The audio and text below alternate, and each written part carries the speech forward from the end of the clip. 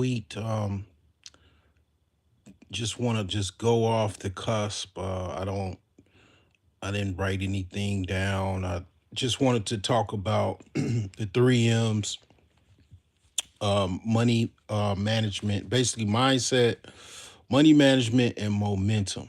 Okay, so I explained a day or two ago about money management, and now I'm going to be talking about mindset. Now this is gonna be kind of tricky. This might be long. I don't know. I'm trying to make it short because of the time. But mindset is very important. All three of the three M's is important. Mindset, money management, and momentum. Okay. The last video I did was on money management. Now here's the thing, right? A lot about financing is kind of dry and boring to people. Okay. It's a personality thing to a certain extent. Some people, they just have different viewpoints. I mean, God made us in different, bodies, different mindsets. Different people have different problems. People have all kinds of different differences that are between people. And then also, it depends on who gets the message. I don't really go out my way to try to be popular, or I don't really try to reach people. I'm kind of unconventional, I would say. I might be even a little wacky at times.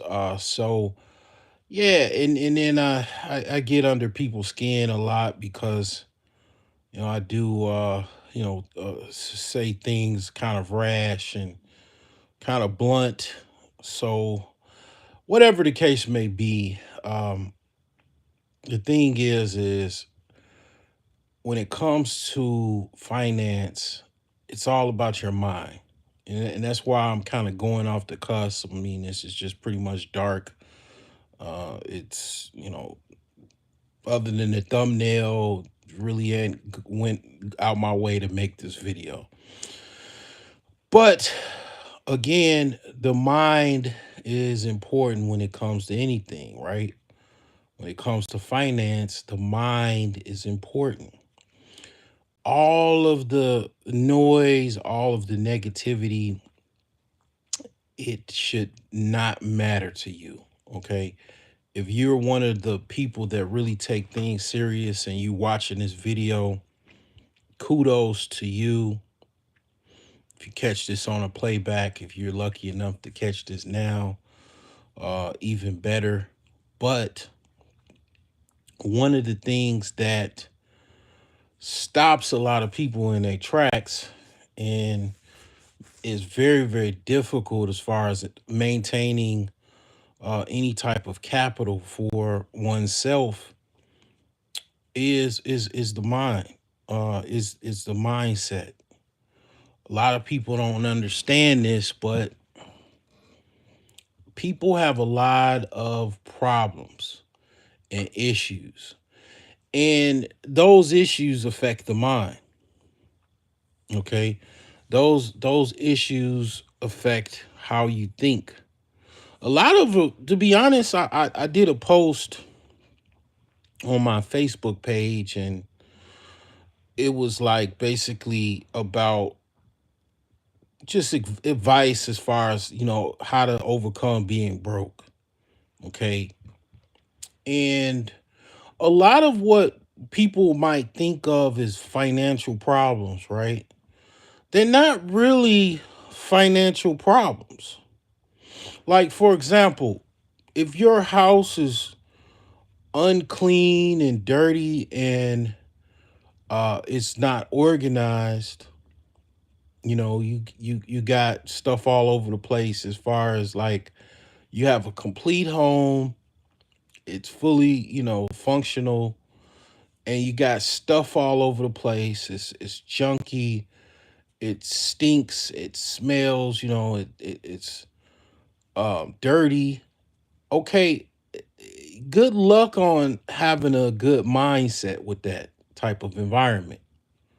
You know, the thing is that trying to organize that space, it doesn't do anything but just cost you a little bit of time, maybe a lot of time and effort to actually clean that space up, organize that space, but that actually you actually not doing that, or basically not doing it makes your mind full of clutter. It messes up your actual spirit. It's kind of like, what I'm saying is, if you know anything about feng shui, about matter and how you organize your home, and your home has something to do with how your thoughts is, how your energy flows, and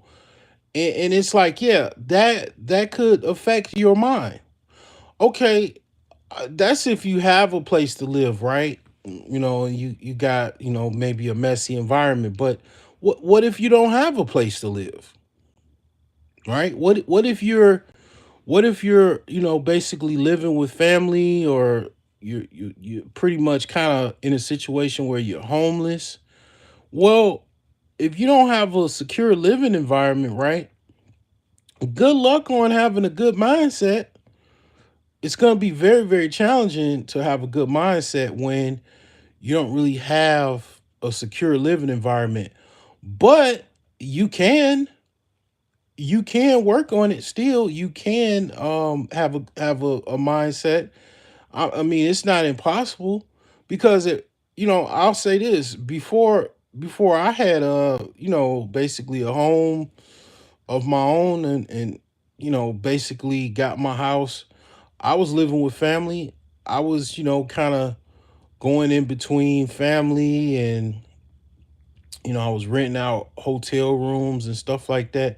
I mean, I still had a pretty positive mindset, and I had a idea of what I wanted to do, and everything. And a lot of what I wanted to do, I eventually was able to do, because again, I had a clear and concise mindset to where, okay, I knew if I just keep going and just keep persevering, I was going to get to a certain particular point. So I kept going, but that mindset kept me going, right? It gave me a clear picture. It was rough times. There's been many rough times throughout, I'll say the last 5 or 6 years, where I did probably need a little motivation. I needed to whip out my picture collages, to see, kind of remind me of the things that I've already accomplished, and also what else I want out of life, right? What am I doing all of this for? What do I actually want? I mean, most of the times when it comes to making money, you're making money for a particular goal. That money is a tool to help you, achieve your goals. It could be, you want a house, you want to live somewhere, you want a particular car, you want some, obviously something for your children, or what if you want to have children? It helps to have money, right? So the thing is that the mindset is anything and everything. All of these, like I said, these three M's flow in like secret, like it's a sequence. And if one thing is off, the sequence is messed up. If your mindset is off, then your money management most likely is going to be off. Then your momentum is killed, because your money management is messed up. A lot of times people have a all or nothing mindset, like a poker player. I've said this before, where people just go all in, and that's a no-no when it comes to money management. That mindset of going all in kills your momentum, because you're willing to bet everything to try to win something. And it's like, that's not the way to go. You're supposed to only risk a certain percentage.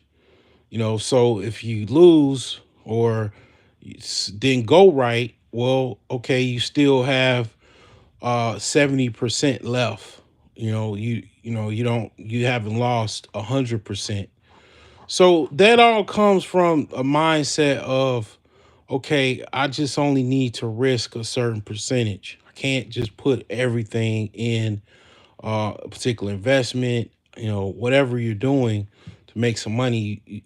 Having that mentality to go all in, it's like a lot of times people spend their last money to go get a cheeseburger, from Five Guys. Like, this, I think it's like $20 or something like that.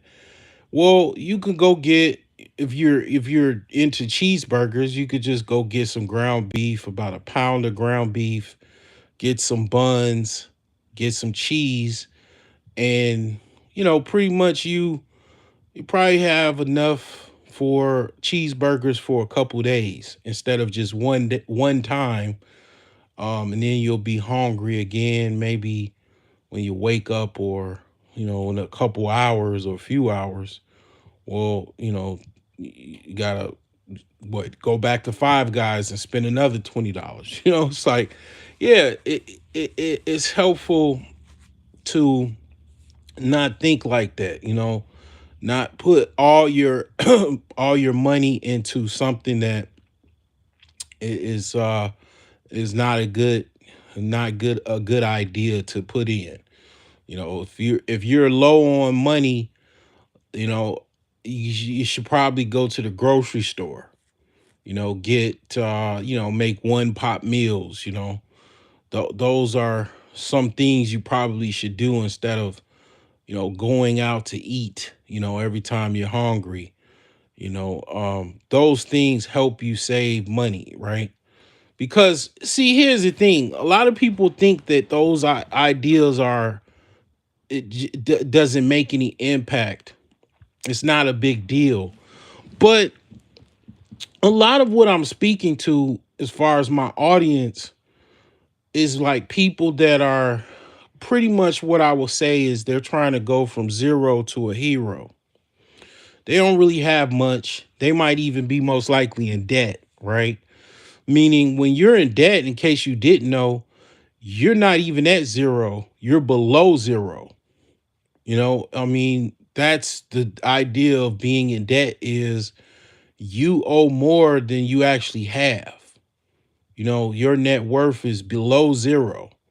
So when you try like that, that's usually the audience that I'm speaking to. So when I say, okay, yeah, you should probably go to the grocery store and stack up on canned goods, and just kind of build up your essentials, build up your pantry, buy bags of potatoes, so you don't have to go out and spend money on fast food. Because, like I said, you're going from zero to a hero. You don't have that much money that you think you have. You might have a nice job, and you're making this, money on the side, or you making pretty good money, but you're still in debt. You still below zero. And that's reality. That's called mindset. The reality, like, part of your financial mindset is understanding reality and living in it and dealing with that reality as best you can. And I'm gonna talk about mind viruses, and it's a lot of mind viruses. There's a lot of mental viruses. Lot of mental viruses. I'm gonna get to that, but when it comes down to it, yeah, most people, a lot of people are trying to go from zero to a hero, and yeah, like, that's why they say the coffees, when you could just make your own coffee, get a like a thermal mug, or portable coffee mug or whatever. You bring your coffee, because see, the thing is what I'm trying to tell you is, this is from a mind of an investor. I'm pretty much an investor. Okay, I have an investment mindset. So what I'm saying is, take you because you're trying to take a dollar and you're trying to flip it and to make $2, right? Like, well, that coffee that you spent your money on, you only, let's just say you only have $50 in the bank. Spent, $10 on a coffee, or $6 on a coffee and a bagel. It's probably spent like $10. Well, now you got $40. Okay, you don't really have that much. Like, that conversation is like when I would say, if you to be comfortable to like go out to eat and spend money on coffees and bagels and stuff, I would say, if you're at a point where, if you pretty much off the tenets of my book, The Millionaire Savings Plan, before you even get to the Millionaire Savings Plan, you have to do prerequisites.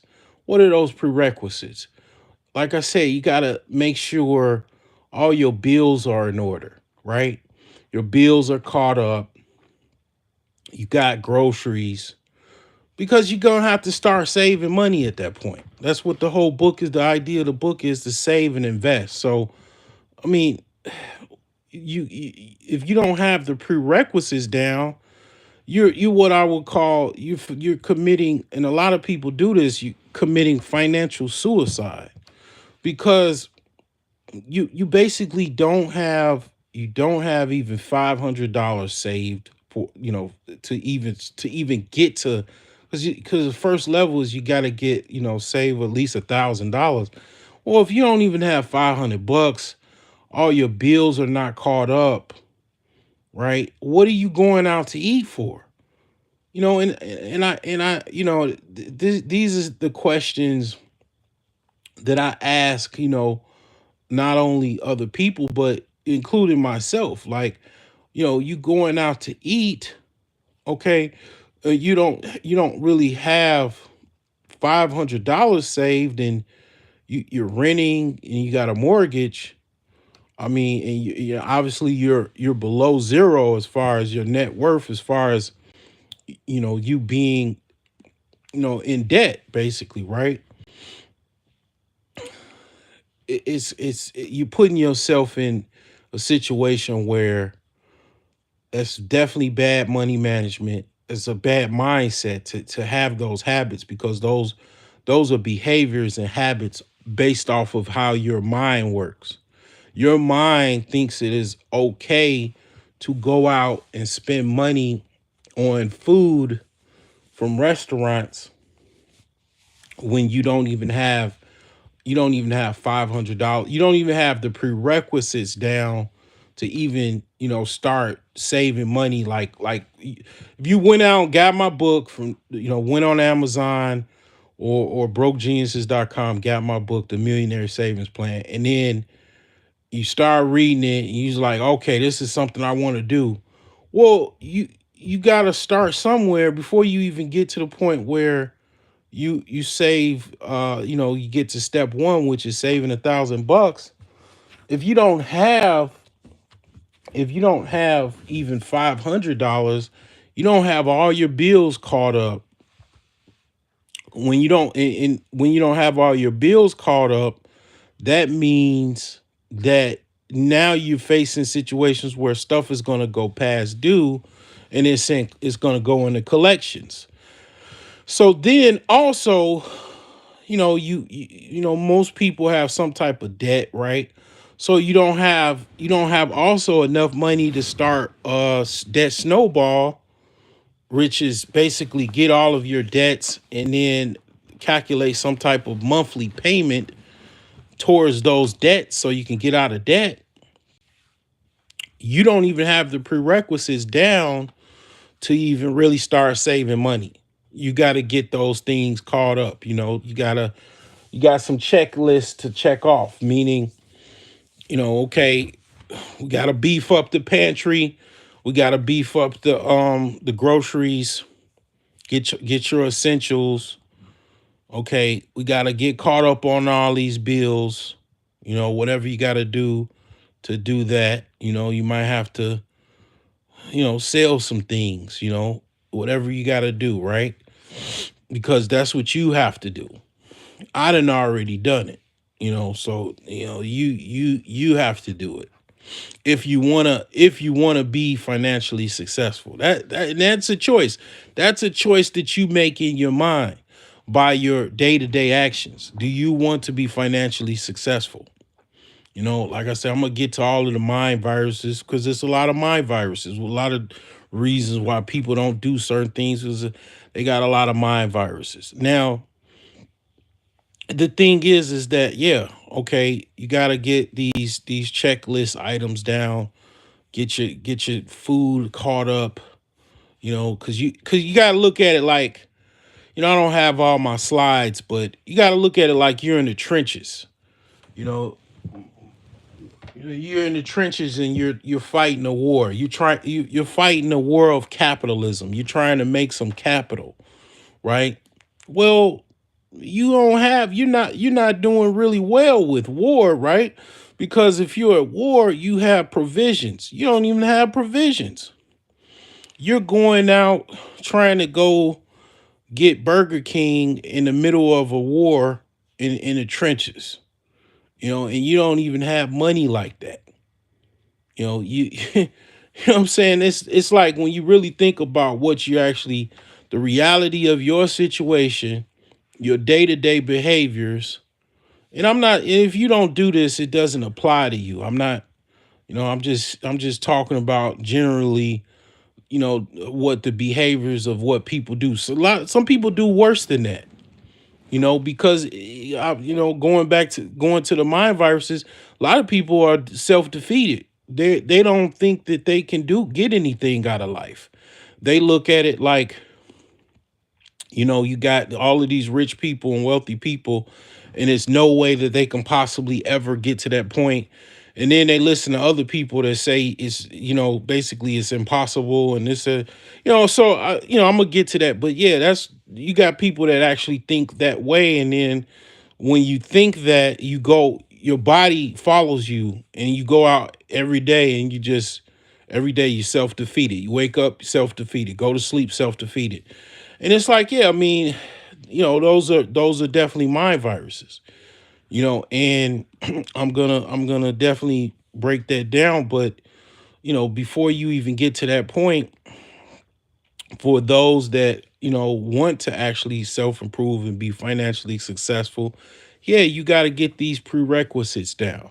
And then once you get those prerequisites down, then you could just be like, okay, well, you start with whatever you got. Some people got more than others. You got $100. Okay, cool. Now try to get it to like where you have $500.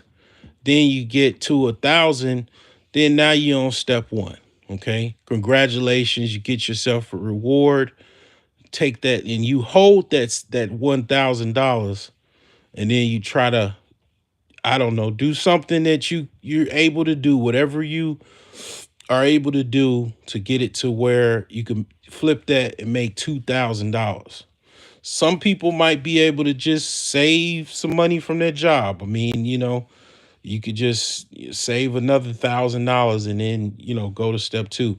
But the thing is that, that's just one aspect of it. But and then don't get me wrong, here's another thing, a beautiful thing about having more abundance and more wealth, right? More money. It gets more comfortable the more money you actually have. Like when you have more money, a lot of things kind of flow a lot better. You're not so desperate. Let's just say you got $5,000 or $10,000 saved, and you're still paying your bills. You're still paying your debt snowball because you're trying to get out of debt, right? Or you don't have any debt. Just don't really have that much, or you don't have any, and you're just trying to save money. Well, things get better as far as your mind when you have $5,000 versus barely having $500. You have a little bit of more wiggle room, right? It's safe to say if you did want to go get Five Guys, which I don't recommend, you could actually go do that. You might be able to justify, okay, you could get some coffee or whatever, because it's like, yeah, you're not on the edge. But how many people are on the edge and they have these behaviors where they're mimicking someone that's, kind of more well to do. And it's like, nah, if you barely making it, you probably should be making coffee at home, and stuff like that. So yeah, it gets better once the more money that you actually have, as far as how your mindset is, how things flow, the more opportunities that you could make. Cause like, yeah, if you got $5,000, you could do some things with that. Some people, they, because this kind of goes with mind viruses, people diminish certain values of money. All values of money is valuable. That's why it's called value. I never forget my uncle, talking to my uncle. He said people got killed over like $5 in the 70s and 60s. The $5 was enough to, somebody stab you. So it's like people act like money is not important. Shoot, man, ask somebody on the street that's homeless, how important money is, and they'll tell you. What's going on, Alonzo? Salute, bro. So like, yeah, I mean, mind over matter, right? No matter how hard it is, how difficult things are, how easy it is, having that right mindset is, it's the end all be all. It's what I done seen so many people fall off, right?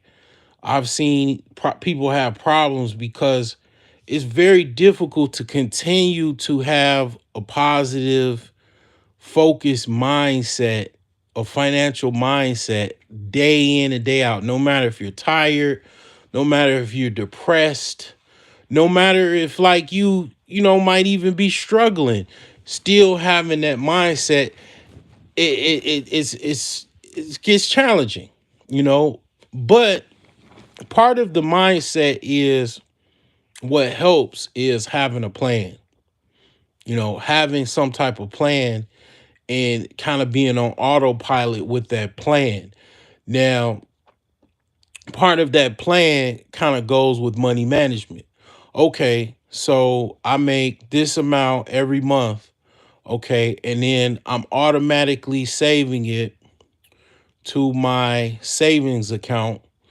And then, okay, as far as momentum, I'm doing something to try to make me some more money with that money that I'm saving. So let's see here. So maybe you might want to get an ATM machine. ATM machine, I think, is like, I don't know, about $1,000.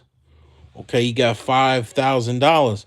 Okay, technically, it's probably safe to say you could probably get one or two ATM machines.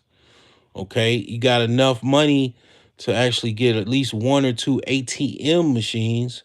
Then you have another, what, 3 grand to, or 4 grand to actually, what, put about probably, what, 2 grand as far as 20s. Or you could, I think now ATMs can, you could set it up to take out fives and tens and 20s. So like, yeah, you could load this up, find a place where they probably need an ATM machine, come up with some type of contract where that business gets a percentage, and then you got an ATM machine. Anybody comes in, they need money, they're gonna get charged the ATM fee, $2, $3, 250, whatever you wanted to charge, then now you're making money off of anybody that needs cash from this ATM machine. Um, and you're building up momentum over time, slowly building up momentum. Notice I didn't say anything about the stock market. I didn't say anything about crypto because not everybody knows how to invest in crypto and in the stock market and forex and all of that stuff. And it is risky. And then some people are not really comfortable with that. I mean, if you only got $5,000, it's not like you're gonna be able to buy real estate. I ain't say nothing about real estate. Um, if you was around the Midwest in like before 2000 and you have $5,000, you would have probably been able to buy a bando somewhere in between the Chicagoland area or definitely Northwest Indiana, primarily Gary, Indiana. You'd have been able to buy a house, but prices now it's about five times that, 4 or 5 times that. So a $5,000 amount, but needless to say, you will get there. Whatever it took for you to get to that $5,000 to save that, or $1,000 or whatever, you will get to the point where you will get to eventually $10,000, 20,000, and ultimately more. You build up momentum over time, and all of that comes from having the right mindset, and it gets better. I'm not gonna lie to you. It feels good when you have close to $10,000 in a bank account. It gets a lot easier as far as what you thinking, as far as like, okay, you might have a hardship, and okay, well, you got $10, $10,000 in your account. Okay, it's winter time. Okay, yeah, it's really, really cold, in Chicago, whatever. And you know, hey, it's rough outside, but it's kind of depressing even because it's so cold. But hey, imagine being cold and depressed, and you barely have $500 in your pocket, or in your account, versus you got 5,000 or more, or $10,000. It's a little bit different situation and scenario. I never forgot when I was with one of my friends that I kind of initially invested in real estate with him. We just driving, and then I think I was kind of careless. I think I was trying to text someone, a chick on Bumble, while I was driving, and it's never happened. I hit a medium in between, like uh a boulevard, and busted 2 tires. And I was like, damn, this never happened. Like, I busted a tire before, but I busted 2 tires on my Benz. I had how many cars did I have at that time? I think that was the only one I had. But yeah, like, I didn't even really, I mean, it was messed up, but didn't really panic. I just, kind of merged onto the right lane, got out of traffic. Just so happened it was a tire shop right across the street. And I just basically realized, okay, well, I need to try to get this Benz over to this tire shop, because I ain't trying to tow the car and then tire shop's right across the street. So slowly just drove the doggone car with, busted tires to this tire shop. Put the car keys somewhere in the glove compartment or somewhere. And oh, actually, no, they had a drop box in the tire shop. So I dropped the keys in there.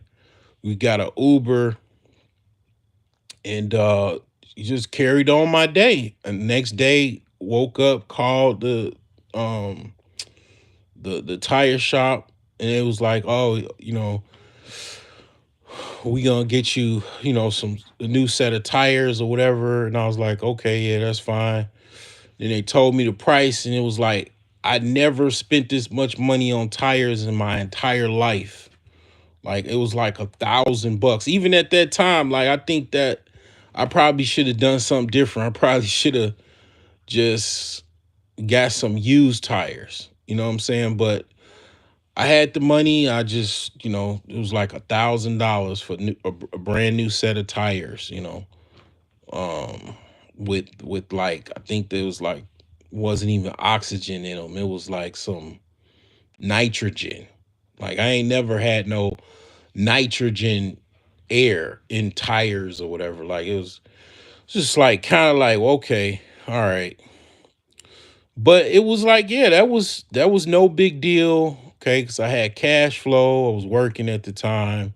I already had about close to $10,000 saved, which is it's not no big deal to some people. Some people, got bigger types of things now. I mean, certainly now I got I'm not going to disclose my situation financially, but it's a lot better than that. I mean, not liquid, but it's a lot better than that. I mean, I've definitely over the years have amplified that momentum. I built that momentum up primarily through real estate.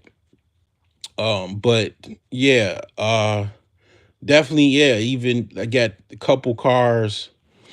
Don't have no Benz though. I want another Benz, man. I gotta get one, man. But um I got a couple decent vehicles, man. I got one that I gotta put in the shop.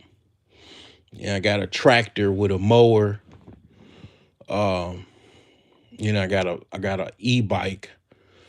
So it's like, man, I mean, yeah, I done built up some momentum, man, over the years, but I could have done a lot better. I missed out on quite a bit of things in the last 5 years, I would say. So it's not like, even sometimes I just kind of think about it like, man, I did miss out on quite a few things, but nonetheless, I mean, it's like it's a mind thing. It's all mental. Like one of the things that people don't understand about me. I mean, I've obviously I call myself a genius, but yeah, it's how I think. The method to my madness is how I think. I really don't give. I don't really care about what somebody thinks of me or how my message gets heard. I mean, of course, I want as many people to hear my message, but I really don't care too much about that because it's like, a lot of times I listen to my own videos.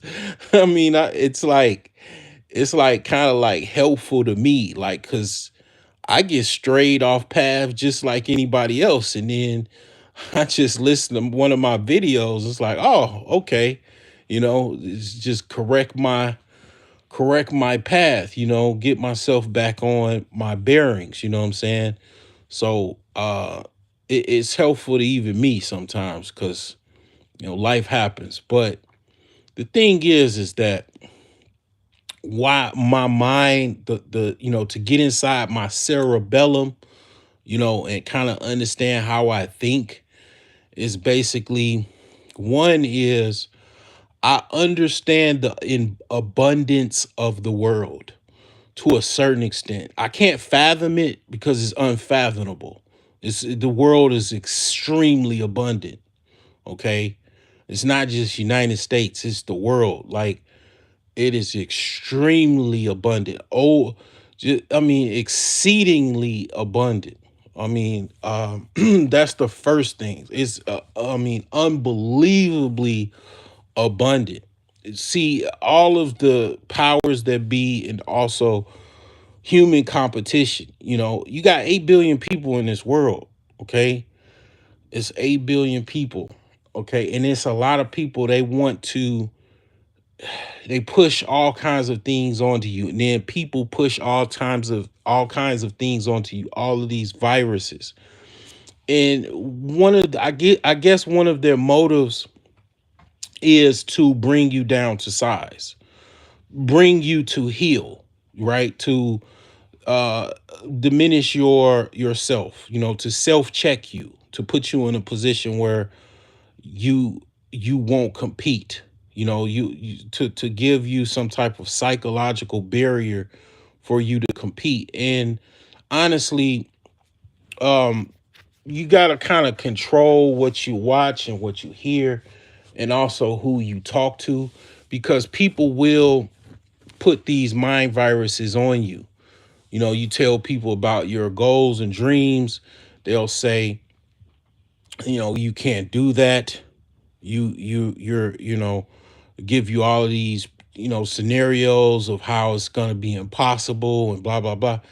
You really have to just kind of learn to stay clear of certain individuals that say things, especially if they're not well to do. At least a well to do person, you even want to be clear of those people if they telling you something negative, because those things can, they're like curses. They can bring you off of your path, because you'll start second guessing yourself. So you got to be very, very careful of these people that put these mind viruses in you. And a lot of people have these. And people have different problems.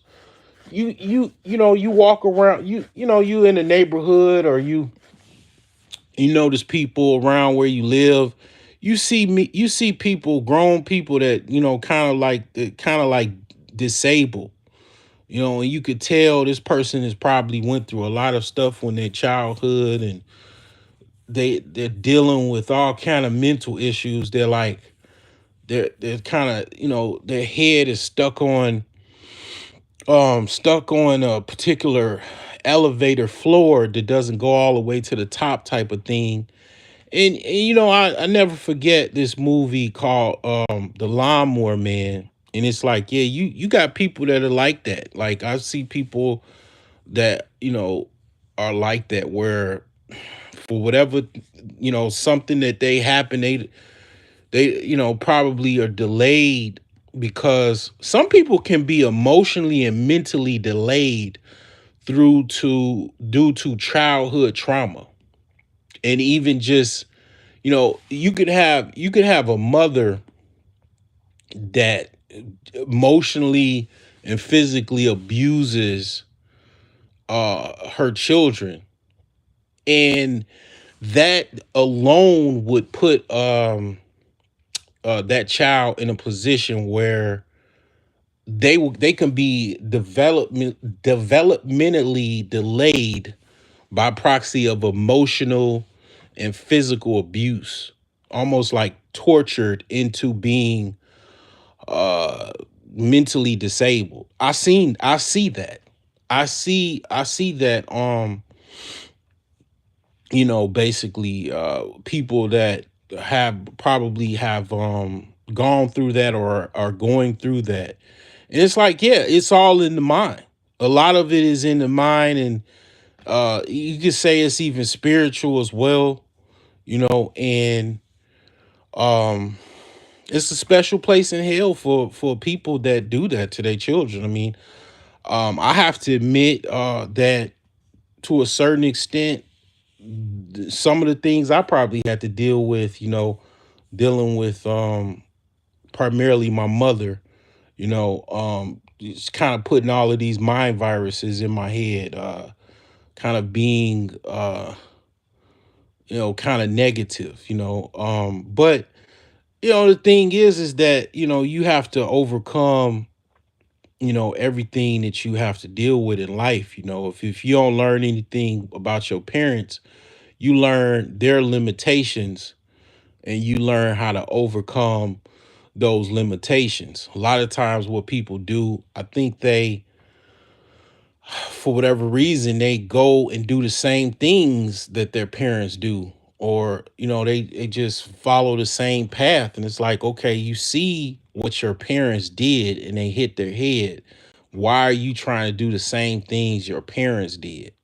You know where they hit their head, and then you trying to just do the same thing. Obviously that doesn't work. You seen your parents hit their head.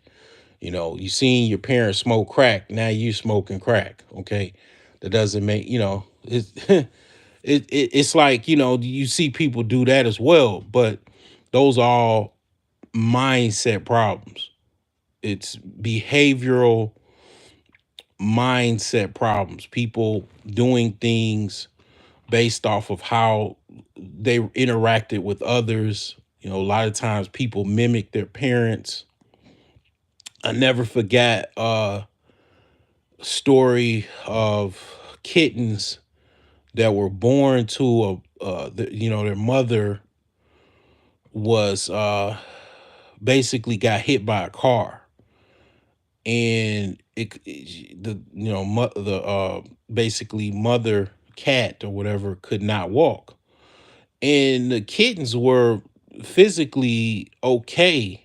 They didn't have any problems getting, as far as any physical problems, but because they were mimicking their mother, okay, they were walking like their mother, basically like limping around, because that is the example that they followed as far as how you should walk. Their mother was limping, so that's what they were doing.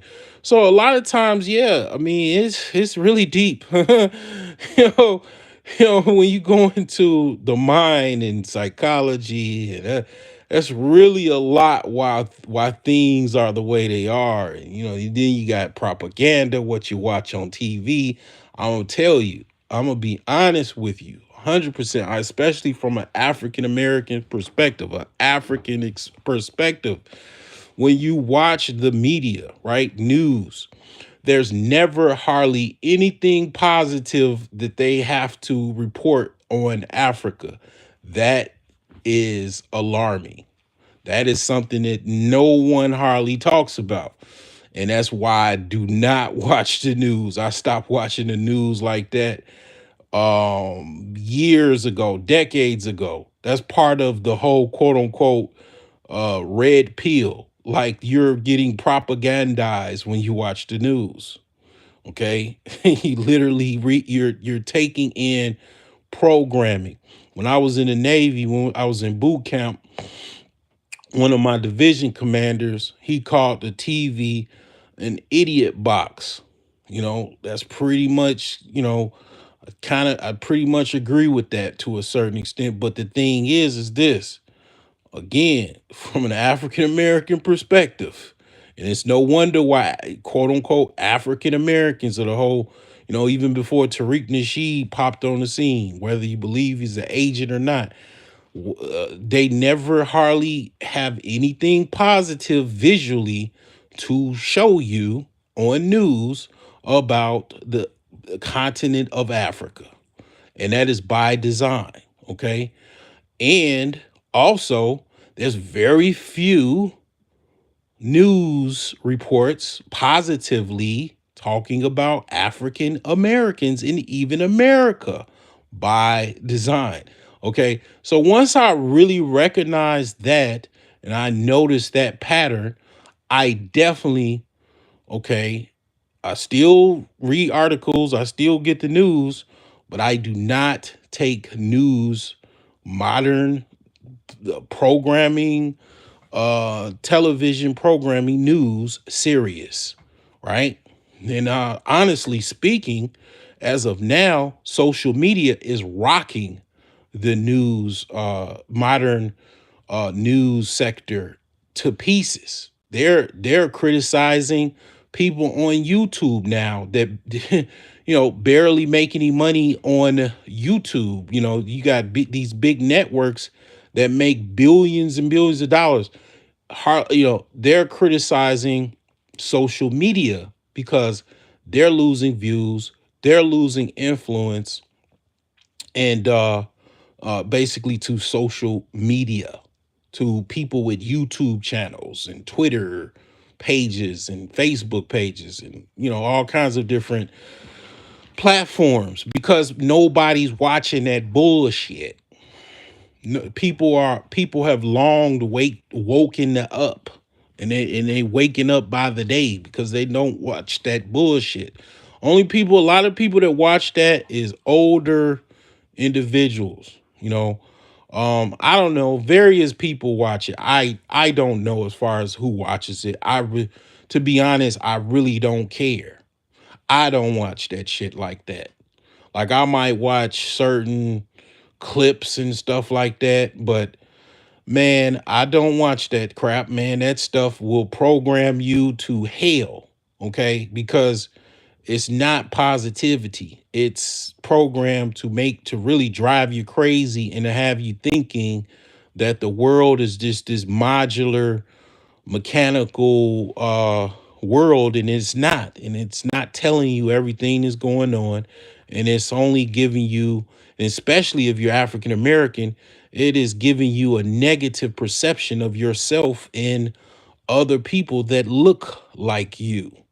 Okay.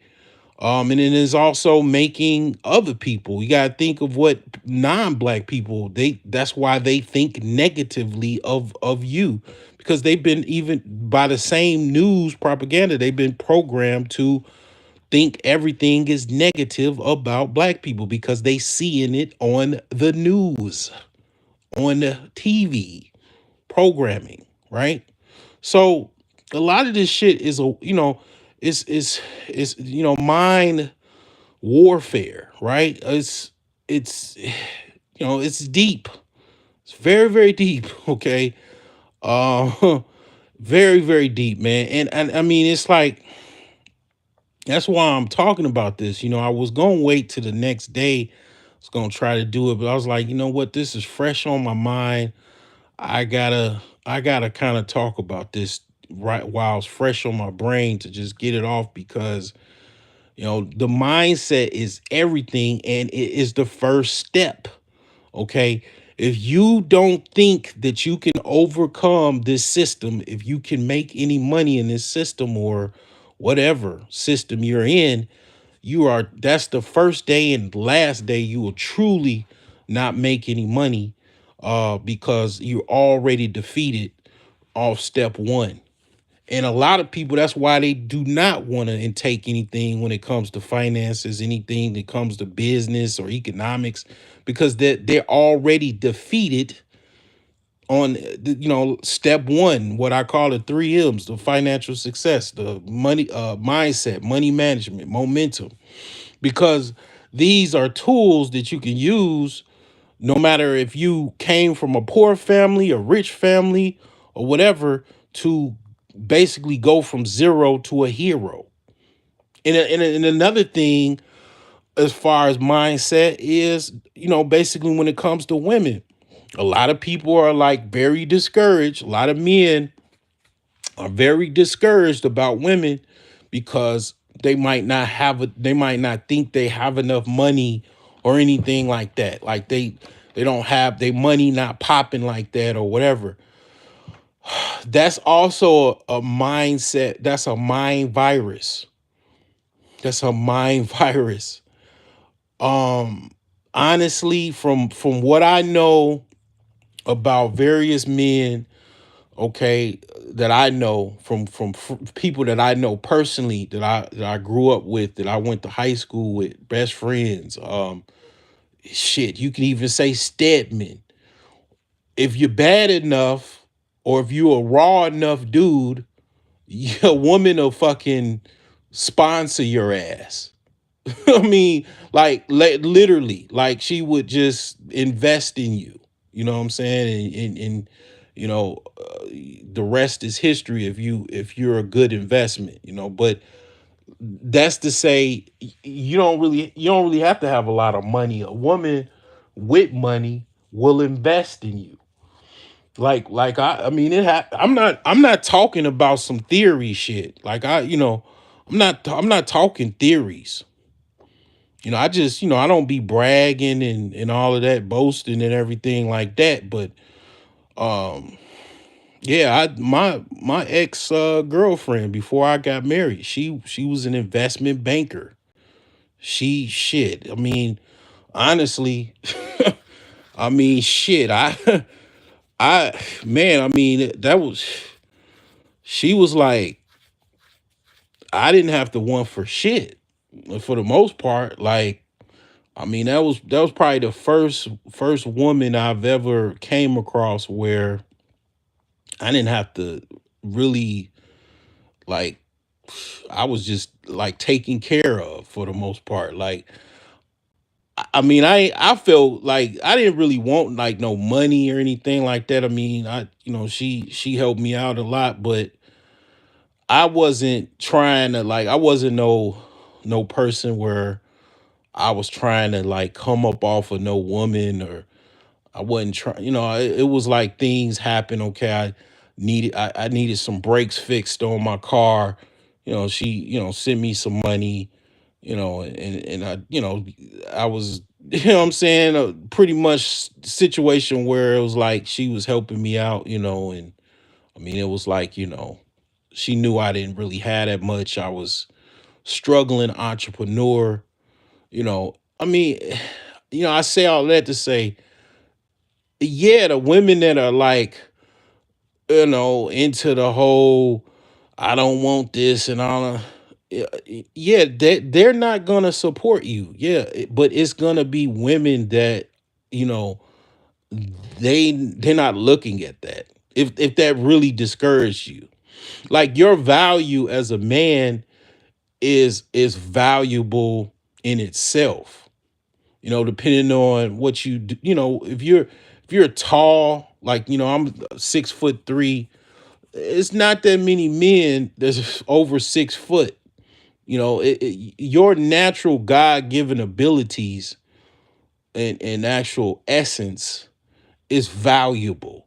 You know, you're born of technical in a case in a sense a millionaire, a multimillionaire based off of your qualities, skills, and gifts that you were born with. You might I mean I don't want to be graphic, but you might have a fucking 10-inch schlong. I mean, that's not too many, guys have that. You might know how to, hit the spot or something like that. I mean, whatever the case may be, like whatever you know how to do that somebody else may not know how to do is valuable. I mean, whatever that is. But what I'm trying to say is that basically, uh, when you concern yourself because you might not have that many financial resources, and you go into the whole, what women want type of uh, mindset. It's really not, you should not dwell there, because at the end of the day, you got women that you see it a lot, right? They get with a dude that don't even have nothing. They barely have two pennies to rub together, two nickels to rub together, and you like, okay, you got men that scratching their heads and even they are frustrated because they do have money and they see women that don't want them but will want to or deal with a guy that doesn't have hardly anything. So it's like, you might the warning is, or what I'm trying to say is, don't pursue finances and wealth because ideally you want to get more women or attract more women. Women really, it's a slippery slope when you going into that realm because yeah, women do like comfort, they like, status, they like what money can buy. But at the end of the day, if you really looked at the lens of what really women want, they want certain guys that, like I say, going back to God's essence that you were born with, that money can't buy. You know, they'll get with a broke dude that look like a model and cheat on you with the millions of dollars in the bank account. And then, then you find out and you want to strangle the chick because you done bought all of this and all that. And what I'm trying to tell you is that basically money don't make women come. I just, I'm gonna be, I try, I gotta be graphic, but yeah, money don't make women come. Like I never really ever been rich, and I mean, I understand wholeheartedly because, like I say, I've seen a lot of my friends, not have nothing, and they attract women that have a lot of money, or attract women that look good, and they didn't have hardly anything. A lot of times, they were at the time living with their mother, you know, or living with their father, So it's like you thinking, oh, you gotta have all of this money and all of this kind of car and all. No. No, you being a man is just enough. It's like, yeah, that's kind of like a I think social media does that. Cause I can't necessarily say the media does that as far as spins that, but that's social media that's spinning that whole narrative of you gotta have all of this money and I don't want no dusty and all of that type of stuff. I'm gonna tell you exactly how this goes, and the thing is this, and if it helps your mindset, because honestly, a lot of these women are getting older and older. Like, in the reality is, the superpowers of me being a man is I can watch you get older and make your rash decisions about chasing men that only have money, speaking to women. Okay, you only want this particular type of guy. You want to meet the man that is at the finish line because you listen to some other women give you that advice. Well, every basically action or inaction, right, has some type of cause and effect. What you're seeing, and what I'm seeing, the cause and effect of these women having all of these picky behaviors, or very being very very choosy, is they're not choosing anyone. And then the unfortunate thing about women, and this is no different than what I would tell my daughters, is you don't really have that much time as far as having a family and having children. And it's a lot of like ands when it comes to that, because uh you know honestly, when you get to a certain age as a woman, all of these you don't want, eventually it doesn't matter after a certain age, because women after a certain age, men don't even want them. So it gets really really dark. I'm not necessarily going there, but I mean, if it helps you sleep better as far as things, I mean, a lot of those women that don't ultimately want to choose you, what you'll see them be like long-term, long life single women, unfortunately, and they won't choose anyone. You'll find out, like, yeah, they won't choose anyone. Like, they'll just be, pretty much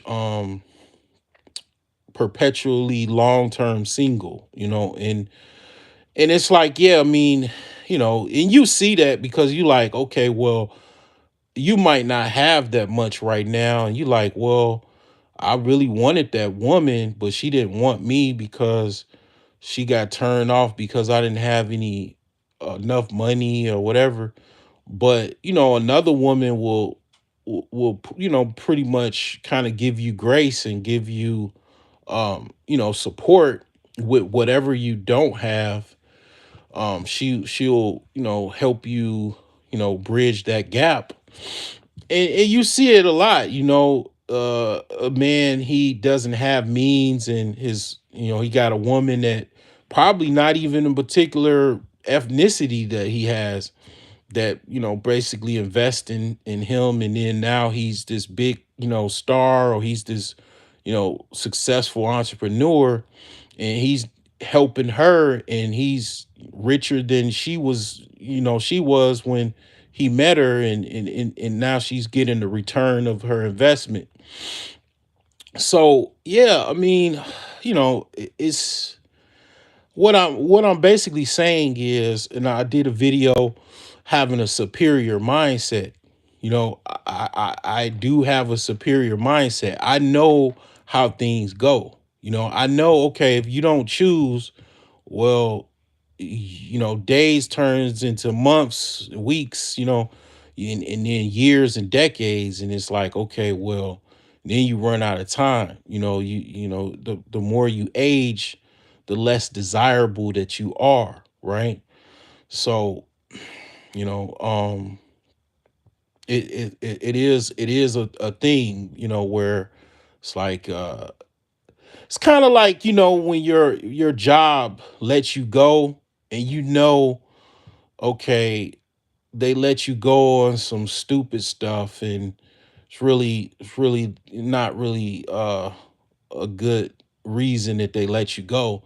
And then you're training your replacement, and you see all the habits they have, and you see how you know messed up they are, and you like, basically, this person is definitely not the same as you as far as your work ethic and the quality of work that you provided, and consistency. And when you go out that door, they're gonna have to hire someone else, and they're gonna lose productivity and everything like that, because that person is not gonna pan out.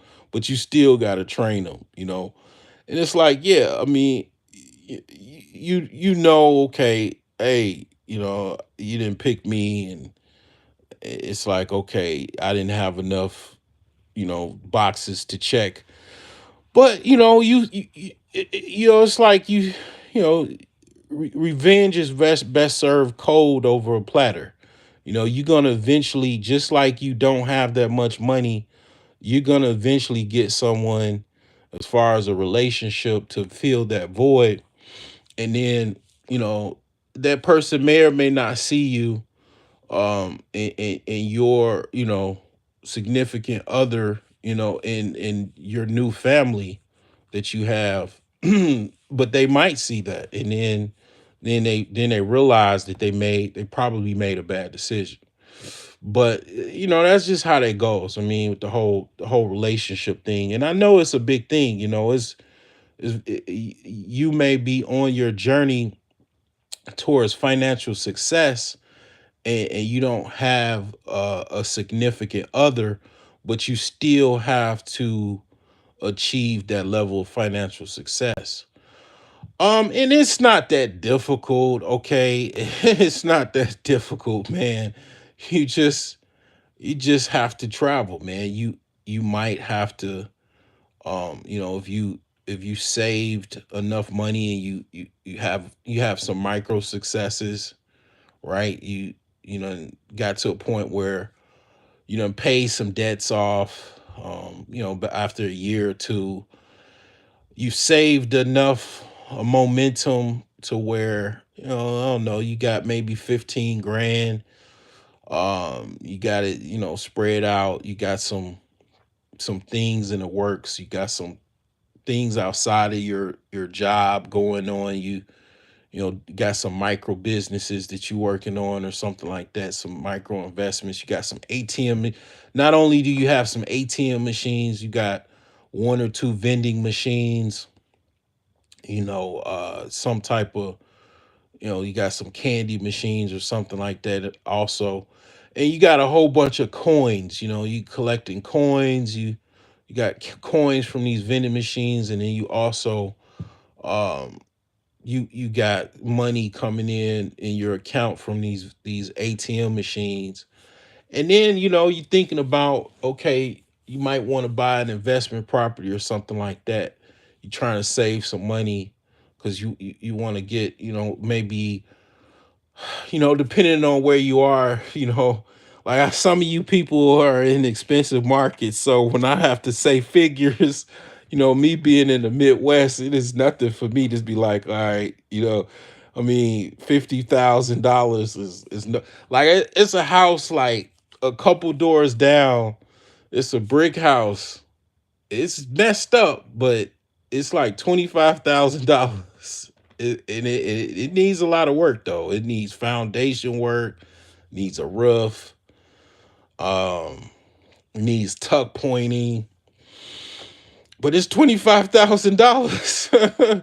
It's like, I mean, that's the market, that I'm in. But you got some people, man, it's $250,000 for land, for a lot. It's $250,000. So, it's like, man, when I say figures, man, it might be like, what is this dude talking about? You get a house for 50 grand and fix it up. Where?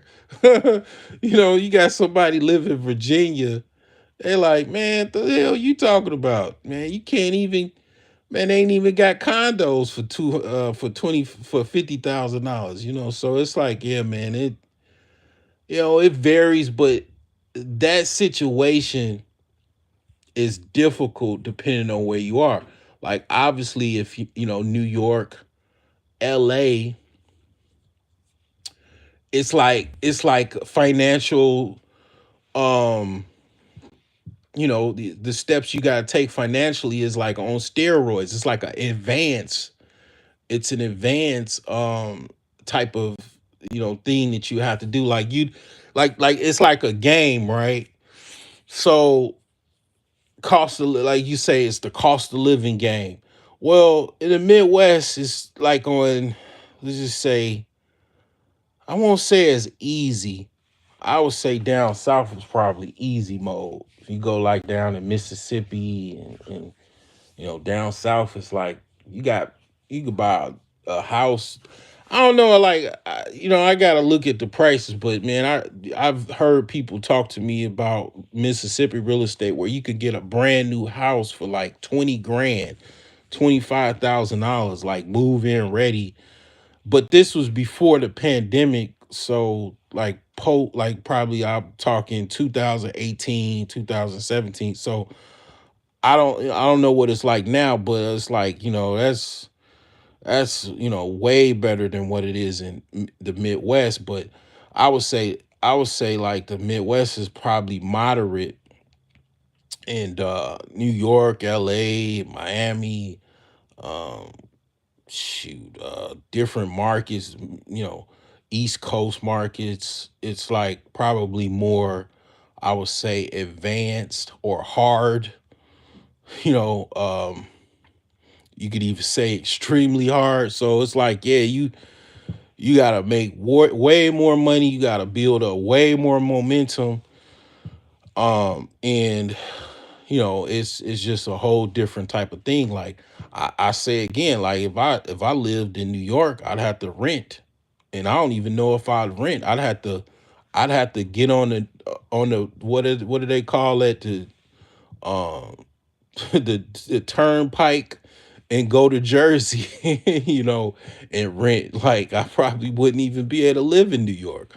So it's like, yeah, man. I mean, it just depends on what's going on. But the thing is that it's still the same thing. If it's hard, you gotta basically you gotta go with the way it is. You gotta build up way more momentum. You gotta be extremely more focused, and you know just do a lot more than what you normally do. But I mean, it's like, even still, you have micro successes. At one particular time, I still have the videos on my channel where I started with $1,000. I literally like, started wherever I was, like, and it ballooned up to a particular period of where, yeah, it's still ongoing, but yeah, you could just start wherever you are and then work your way up. Now, here's the funny thing though, right? So I mentioned New York, right? Well, it's people in Gary, Indiana, where I'm at, that is from New York, that is here investing in real estate. So even if you in New York, you could just basically get someone on the ground in the Midwest somewhere and buy some real estate, because 15 about yeah about 15 grand you can get a property that's abandoned and fix it up. Chicago a little bit more as far as cost, probably like 30 grand as far as Chicago, but it's gonna be in a very, very rough part of Chicago. And it's like, if you don't know Chicago like that, if you don't know Chicago real estate market, man, I would say probably you probably don't want to invest in Chicago, because there's certain places where, unless you're gonna rent out the property with Section 8, and if you have, it depends on what your intentions is. It's like, again, it's places where you cannot, barely, you're gonna have a hard time fixing and flipping property. It's like people talk about people. Gary has a bad reputation, but it's parts of Chicago that's probably worse than Gary, believe it or not. And people don't know about Chicago like that, so they see the prices and then they just be like, "Oh, I can get that." And then they get the property and it's like, well, unless you have the 18, to basically secure that area, good luck trying to fix that property up, while you smack dab in the hood. You could be in the middle of the BDs and the GDs having a turf war, and you have no idea this is actually going on, because you just don't know Chicago like that. Like, even me, I'm I'm I was born in Chicago, but I moved out of Chicago when I was a kid. My parents moved us out of Chicago when I was a kid, and I came back when I was adult. But I lived with my grandparents. I mean, my grandparents they was rich. I mean, they moved in a upper middle class part of Chicago, part of the south side of Chicago. I mean, it's part of a safer part of the south side of Chicago. So, it's not, it's parts of Chicago where it's like bad man's land. Like, it's like the police, it take them a while to come through, and then when they come through, you know, they got to come with like 10 cars, because it's like a war zone. And it's just like, yeah, I mean, it's just Chicago real estate it's a mixed bag as far as the different areas. I list them on my community tab on my Facebook page, the dangerous parts of Chicago, mainly south and west sides of Chicago. So yeah, it's, you gotta be careful. I mean, I saw a video.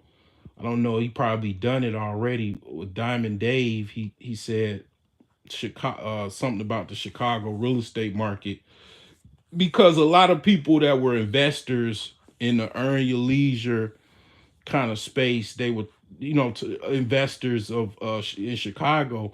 And it's like, yeah, people from Chicago, they know particular markets and they know how to invest. Like, if you're an investor that's trying to do some like Section 8 properties, yeah, that might work.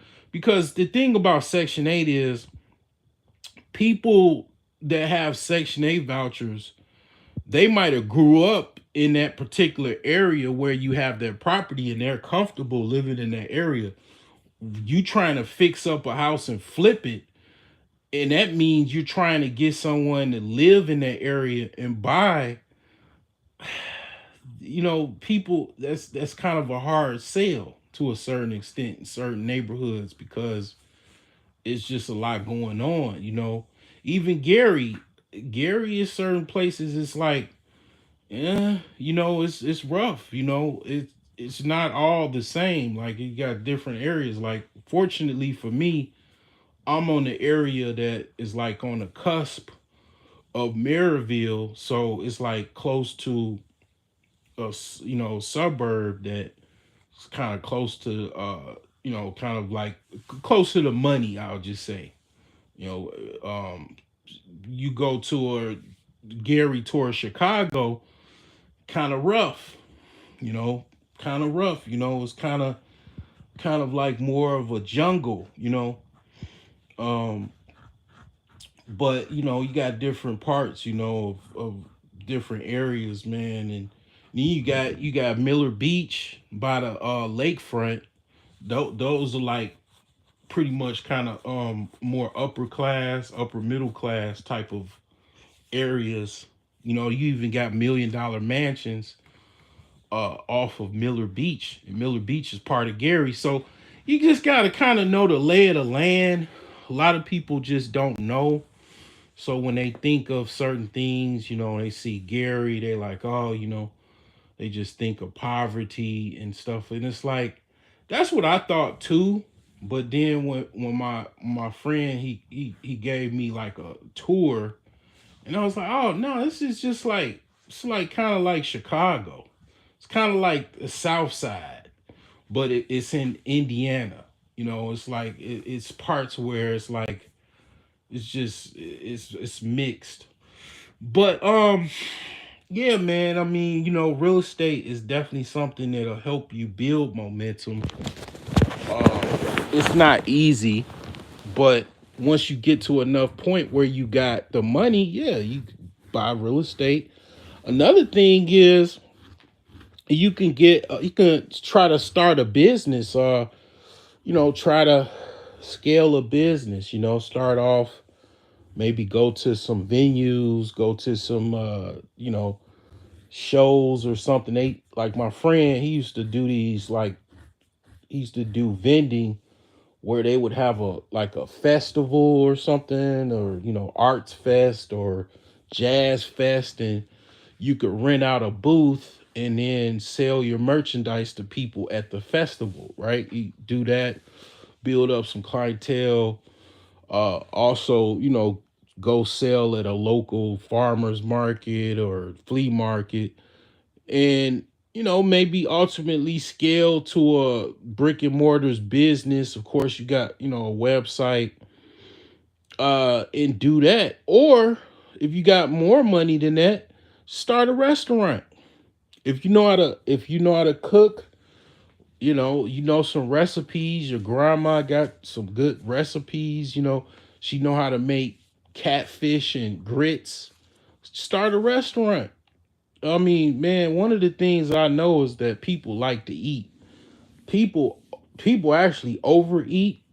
So that's one of the things that I just got my eye on. Like, I know if you get like a if you got like 50 or $100,000, you can start a restaurant, and if you manage it properly, maybe try to maybe look to hire some consultants to see how you can do it, because most people don't know how to.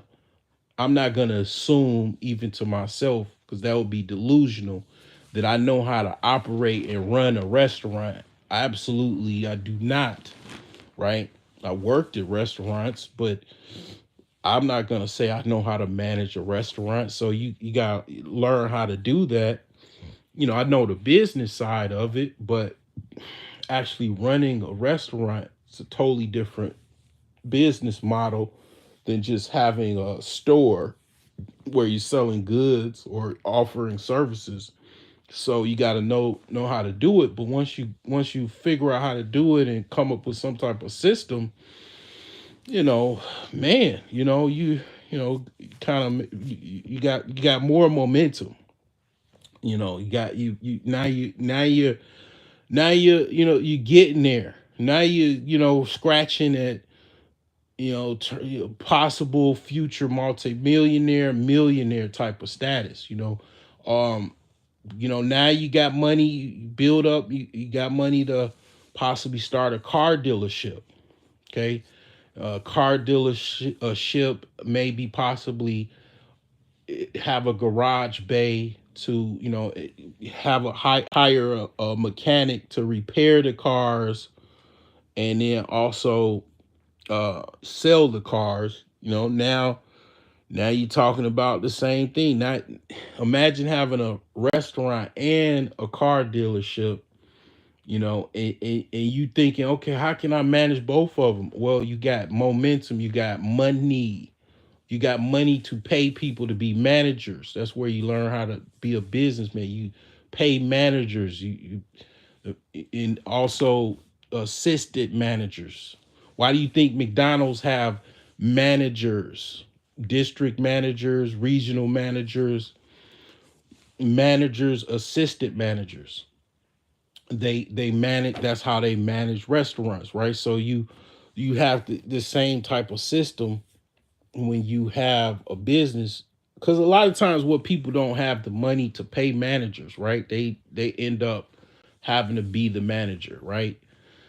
And you could possibly start off like that, and then just basically you be the manager, and then you hire an assistant manager, and maybe the goal is that he's going to be, or she is going to be, the manager, and then you'll hire an assistant manager to back them up, right? So it's like, yeah, man, these are all of the things that I have in my head as far as what I know, the potentials, and it's a lot more potentials you could have. It's more things you could do to kind of build up momentum. It's all kinds of ways you can build up momentum, right?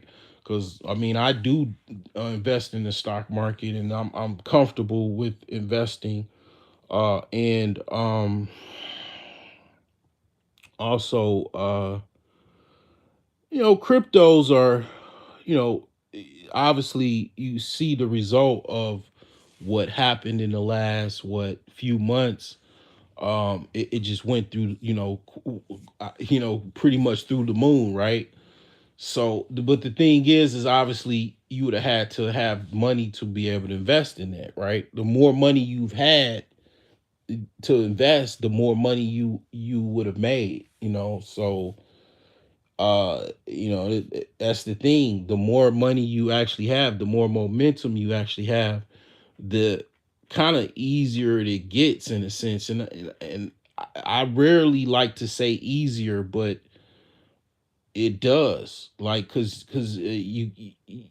basically that's what they say, the rich get richer, right? Because they got the money to actually get richer. So when you got $50,000, okay, yeah, you might have enough money. You might have, okay, 20 grand.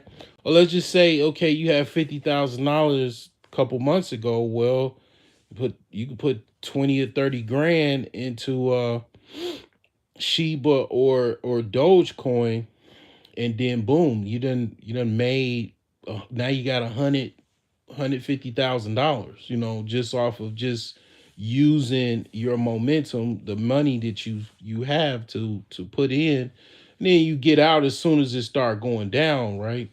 But yeah, you got that opportunity and that option because you have the money. A lot of times people don't have the money because they don't have that system going. They don't have the mindset going, the money management going, and they definitely don't have the momentum.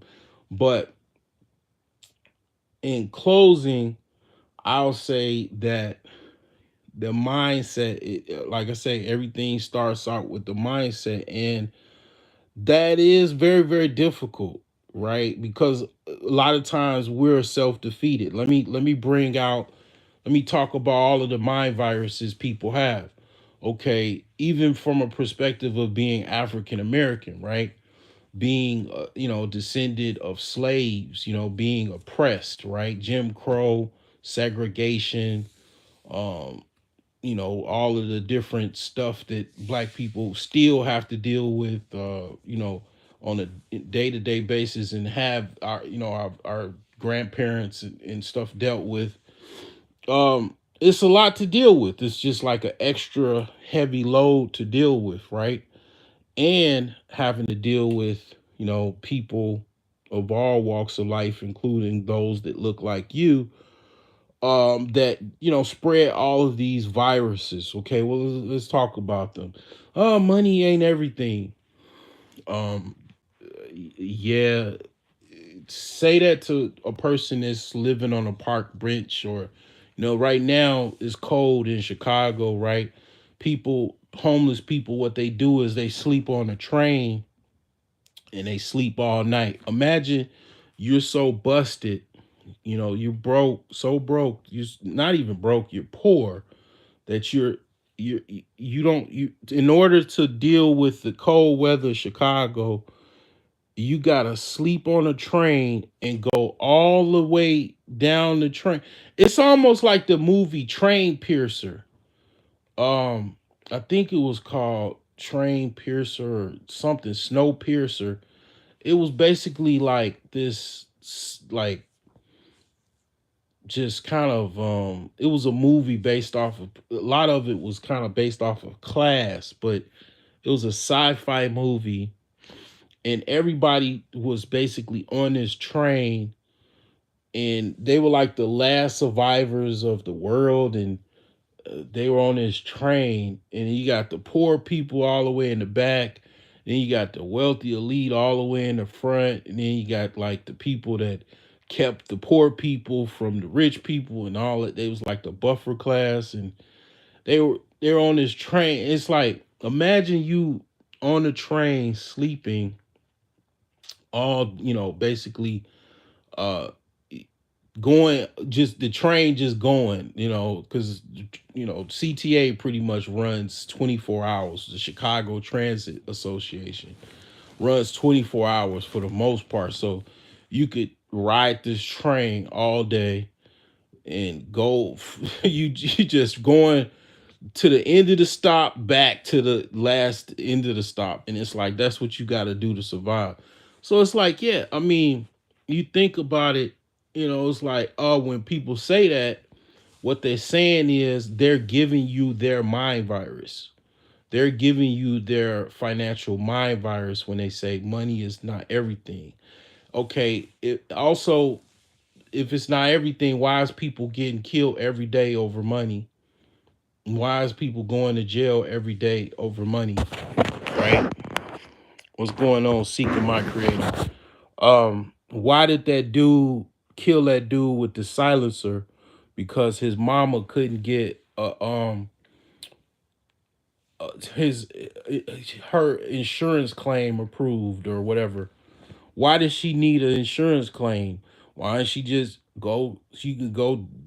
The hospital take checks. They take credit cards. They take cash.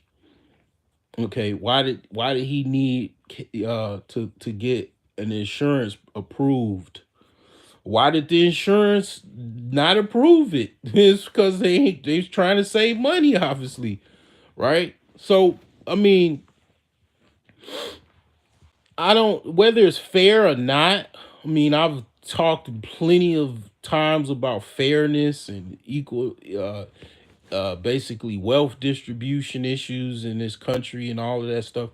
I mean, whatever that the case may be, you have, you have to try to find some success uh within this system, whether it's fair or not. I mean, one of the things that I do, I mean, one of my uh startups is owlsherbs.com. I'm into natural healing, her herbs, supplements, to actually avoid being in some hospital, where some doctor has got to dig, he's got to dig a part of my skull out because I got a brain tumor, which is, a worm basically growing in your brain, a parasite. So it's like, yeah, a lot of the herbs and stuff that I take and, stuff that I also sell is so I can prevent, certain things like that, to be more healthier, to stay out of that hospital. If you notice, who's in a hospital when you go to a hospital? If you go to walk in a hospital, who's in there? Black people, Hispanics, and white people. And what are the diets of these Hispanic people, black people, and white people? What are their habits? What are their behaviors as far as what they take in as far as their diet? And then that's the research that you can discover to realize the preventative things that could be done to avoid being in the modern American hospital system. And you notice why the people that are doctors are what, Africans, Indians, Asians, you know, and others, right? And it's like, yeah, man. I mean, that's something to be, that's another conversation for another day. But I mean, the thing is that that man killed that other dude because the CEO, because his mom did not get some type of approval for operation or something like that. Obviously required money, right? That's the purpose of insurance. You need money coverage for some type of event that happened or something that is needed, some type of coverage. So when people say money is not everything, again, that's them giving you their mind virus. They're putting, they're trying to they're telling you they have a mind virus, and they're telling you, that's what they're telling you basically. Their philosophical statement is based off of the mind virus that they have in their head, you know. So that, that's one of them. What's another mind virus? Um, this is not necessarily something that people will say, but this just kind of goes into just be kind of being black in America. You you think about all of the racism and discrimination that you have to overcome on a daily basis. And you see all the barriers, right? You see all of the things that you have to overcome, and it just kind of, you get a mind virus from that, where you feel defeated, right? You feel as though you can't overcome all of these hindrances. Don't get me wrong, this is by design. This is definitely propaganda. This is definitely brainwashing. And watching TV and stuff like that definitely reinforces that. Also, with that same notion, right? Why do you think there's power in The Wire and all of these shows that basically is based off of a guy that sells drugs that's also an entrepreneur? What are they trying to tell you? Oh, you got to go sell drugs to become rich. If you want to become rich, you got to be a drug dealer. That's the propaganda. My uncle, he said in the 70s, a lot of dudes wanted to be pimps because that's what they saw from Superfly and all of these other, blacks exploitation films. Everybody wanted to be a pimp because that's what they saw in the movies.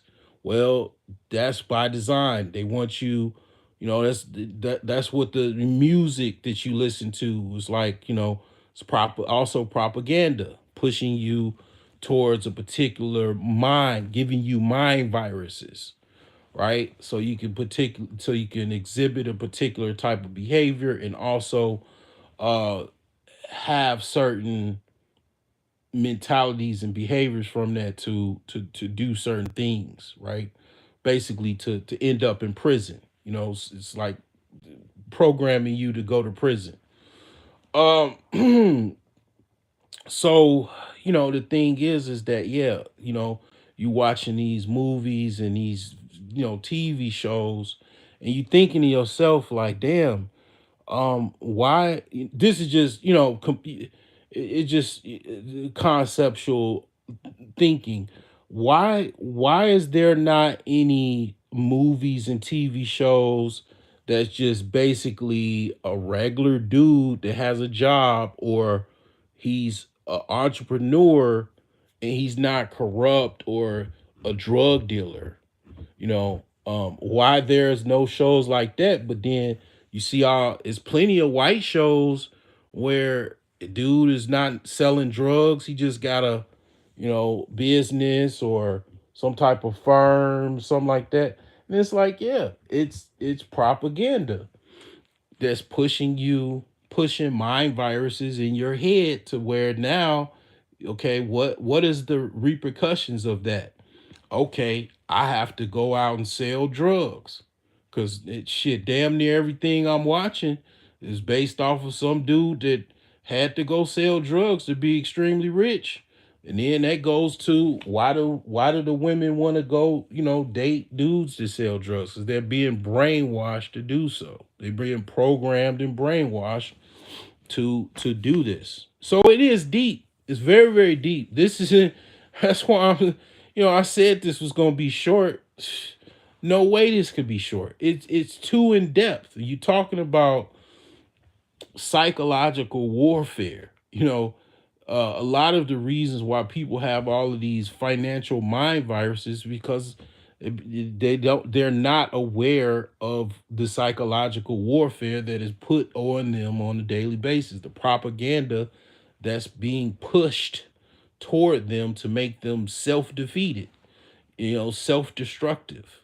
And it's like you just think to yourself, damn, obviously this person could do way better. This person could probably do even way better than me, but this person is already defeated in the mind.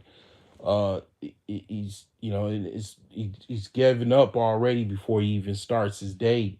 For and it's just like on a day-to-day basis, just being self-defeated puts you in a position where you won't be financially successful, to the point where you will have to live around the people that are the executives and the producers that push that propaganda, and you don't have to live around their children and compete with them.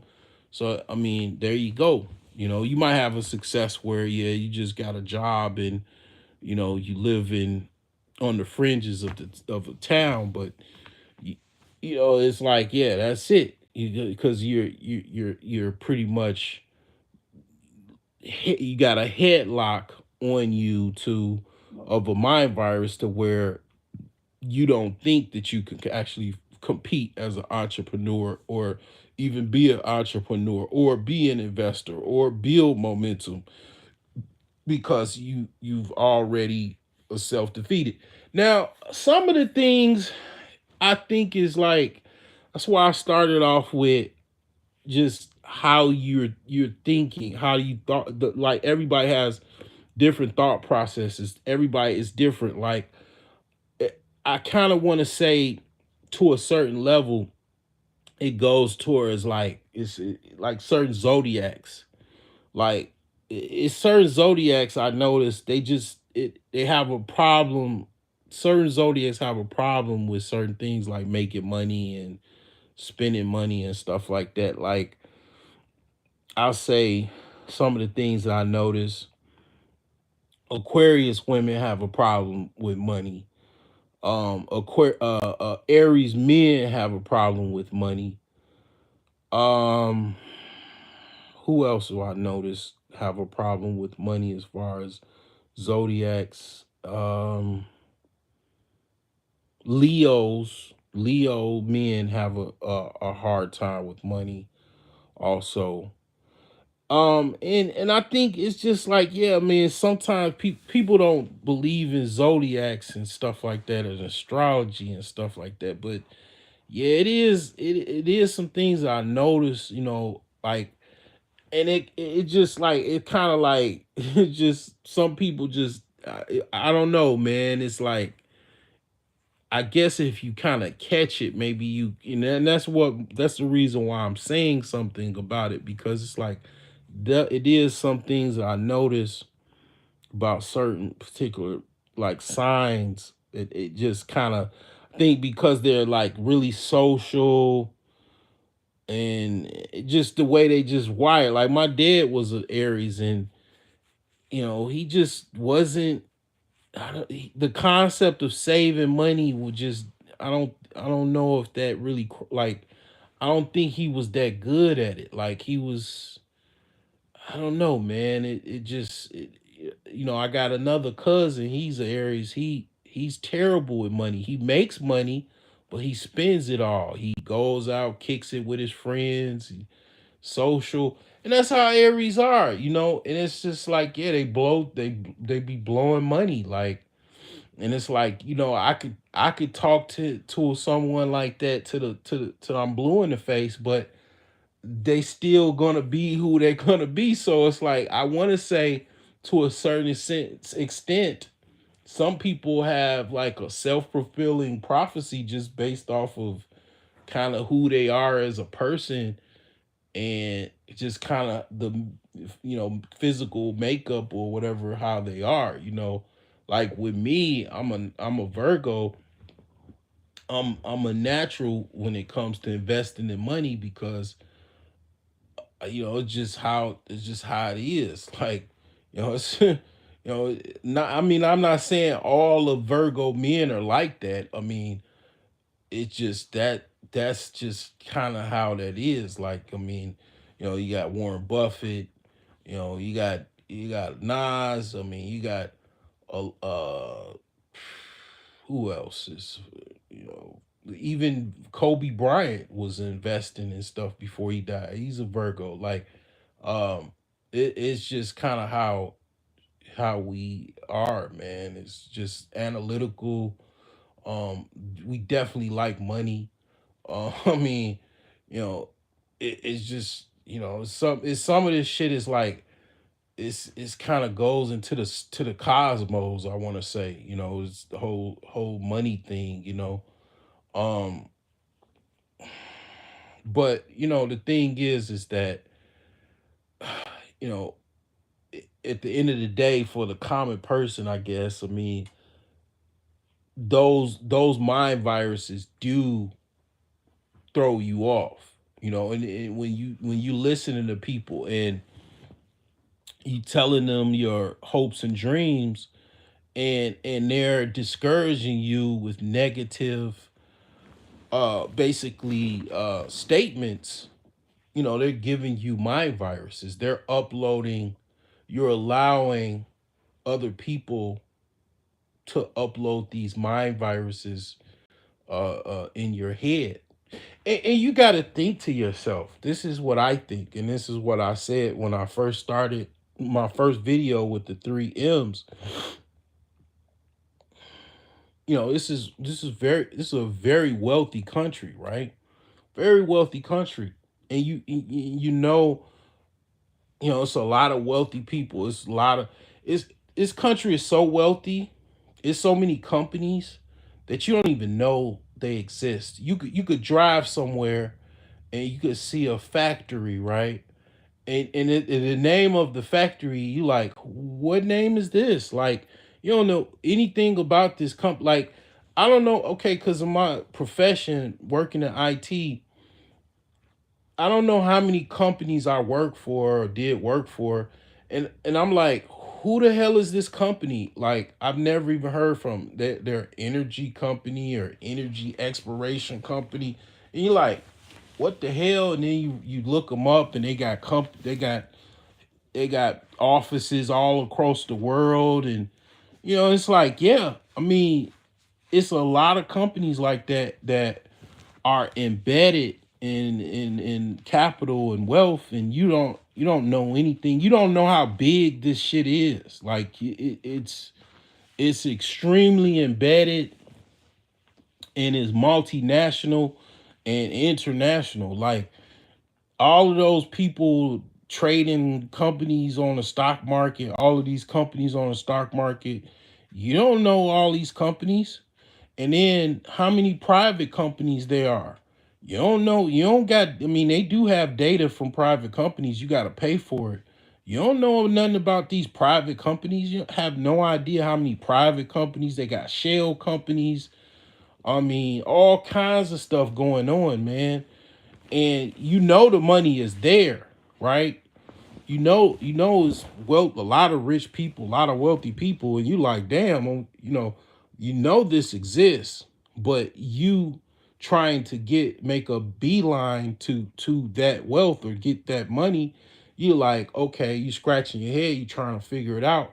But honestly, I'll just say it like it is. Also, and I've said this many times, money is a people's problem. It's human competition. Like, money is not a concept where it just comes out of the thin air or the ethos or whatever. It's basically zeros and ones on a bank's server, or you know basically hard drive, right? And it's basically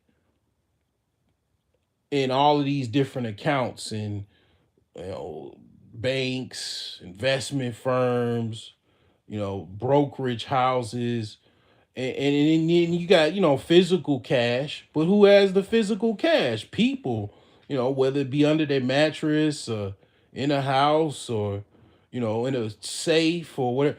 People have the control of money. Okay, and a lot of times, here's the thing with me. A lot of people don't like me. I'm not a likable person. I'll even say I'm kind of dry, which most Virgo men are. Like, I'm kind of dry and reserved, and sometimes I'll crack a joke or two, but most of the time just very serious, and not really um likable. Like, I don't go out my way to be likable. So, I mean, I'll say this is like, it's a way that you can kind of, how can I say, not so much be flirty, but you could be more talkative and more outgoing to, try to get to know people, and that's helpful. That kind of goes into sales, being a salesman, and you can kind of learn how to talk to people and try to get people's favor, so you can get deals, so you can get sales and stuff like that. Now, it is certain barriers because you got people that are racist and let's just say competitive, about other humans that don't look like them, so you got to deal with that. But the thing is that, yeah, people don't confuse yourself.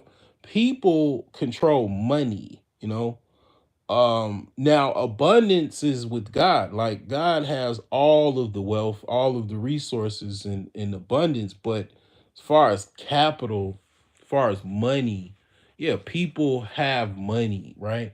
um and don't get it twisted. That is the end. The reason you go to work and everything like that is you have to, have the leverage to not do that, to not have to go to work, right? So you have to go to work, and then the people that you work with, you got class systems that, like, let's say you work for corporate America, you have the executives right at the top. They usually are, some of them probably are, or a lot of them are Ivy League, or go from these prestigious schools, and they make a lot of money. Depending on who they are, like, they might even already have money, but they, high salaried individuals. But that doesn't necessarily mean that they have a lot of money. They could be, heavily laden with debt as well, but they make probably more money than you do. The thing is that you may or may not come into contact with them. You might have like a middle manager or something like that, or a supervisor that you communicate with, and then they may communicate with the executives or the directors, but the point is that you may or may not be, taking on certain microaggressions at your job, and certain dealing with certain people that are kind of negative. And the reason that you're going through all of that is because you're dealing with animals, you're dealing with humans, and and they know you need that job. Someone basically giving you a hard time, that's a manager. They in essence is giving you a hard time because they know you need that job.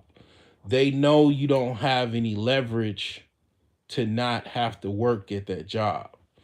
And a lot of times, people, they abuse the fact that you actually need the actual capital, and that's all through people, and that's that gets frustrating. That's why people are frustrated. That's one of the reasons why people are very, very frustrated. Not only do they have to go through traffic, get up early in the morning to get to this job, they have to deal with these people that play with them, play with their emotions, and you know say kind of rash statements and stuff like that, and have microaggressions and all of that. And it's like, yeah, it's based off of you having to interact with these individuals because you need that job for whatever reason. You have to you work that job, and that's pretty much what a lot of people do. As far as when it comes to uh you trying to get some type of money, they have the money, and trying to get that money from them is kind of difficult. You can get some type of investment, and start a company if they give you some funding, angel investment. But the thing is that people have the money. Like, someone could they could just wire you $500,000. Like you could get someone can just wire you money every single day. Like, you can just get wire transfers every single day from people, and from their account to your account, like every day. Like, it's so only so much you can send. Like, a lot of people don't notice, like the maximum you could write a check out for is, I think, like it's like 25,000 or 50,000 or something like that. Anything over that, you got to send a wire transfer. So I don't know what the limit is on a wire transfer, but yeah, you can send hundreds of thousands of dollars through a wire transfer. But yeah, people do have a lot of the reigns and control over money. If you don't have a lot of money, you know dealing in order to get money, you do have to deal with people. A lot of times it's no way around that, because people have the um access, and kind of gatekeep financial resources. And then I know this conversation goes into the Illuminati, and taking a pledge, and you know um going into the back room and all this kind of shit. But it's and yeah, people do play certain games and shit like that. Don't get me wrong. Those concepts do exist, as far as people do try to control capital over other people. Don't get me wrong. Like, that's basically what I'm saying. That is a thing. People do try to hold capital as far as leverage and power over people. Do not mistake me for saying that is a thing. That is a concept, and it's people that actually do that. And the thing is that don't worry about all of that shit that I just said. Don't dwell on it. Don't You could think about it, but get out of there. Because at the end of the day, that stuff does matter, but it's like it's kind of like a game. These people are literally playing a game again on you. They can send you a wire transfer. My Cash App is on all the descriptions. They can send me. I don't know what the limit is on the Cash App. You can send me like $1,000. They don't send me no $1,000. So yeah, it's all it is a game. Don't get me wrong. This is a fucking game.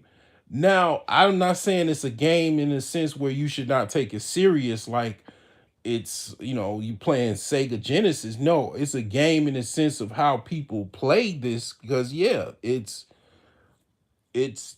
people hoarding wealth and putting it, playing with people and leveraging people and all of that.